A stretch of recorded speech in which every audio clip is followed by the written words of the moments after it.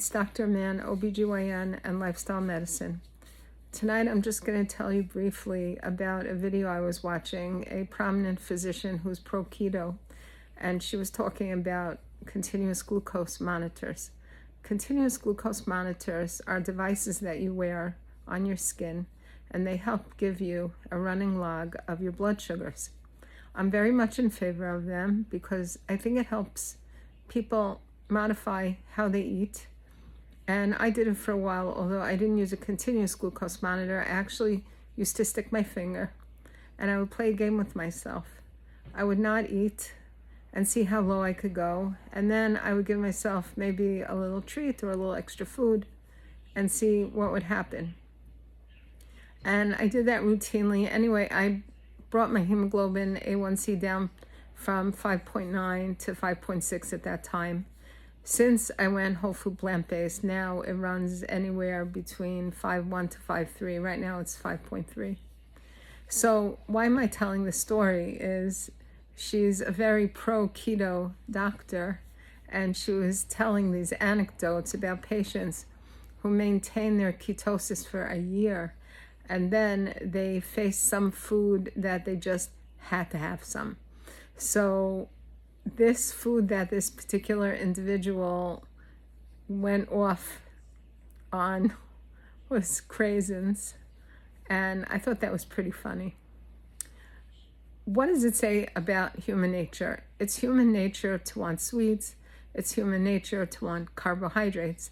And when you are on a keto diet, you better have a really good reason for it, because it's so incredibly difficult for a person to go against their nature. So you can understand that someone with a severe seizure disorder might want to go on keto, because who wants to have an uncontrolled seizure disorder? But for the average person, they could do so much better if they would eat a whole food plant-based diet than keto. Their numbers will be better, their longevity will be better, their long-term health will be better. It's incredible to me that people are still pushing keto for long term. Keto could be good to jumpstart a person.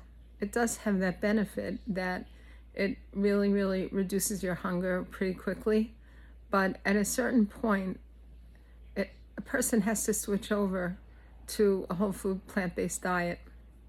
I have found that patients who try to go high protein and low carb, they inevitably cheat, they inevitably break their diet, and they break it on cake.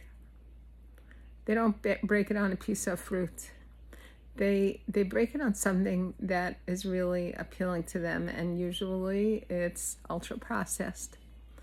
And it's a double whammy, because while they are doing the keto diet, their insulin levels drop precipitously. And so when they finally give the big cheat, their blood sugar rises and the body hasn't got a clue about what to do with it. And so the sugar stays high. The patient tests their glucose and confirms that their body can't tolerate carbohydrates, and they're back to square one, depressed and feeling like a failure.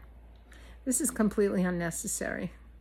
I would advise everyone, before they go on a diet, to look at the American College of Lifestyle Medicine's website and the Bill of Rights for type 2 diabetes to learn that a whole food plant-based diet is evidence-based for type 2 diabetes and is extremely, extremely useful for pre-diabetics and early diabetics.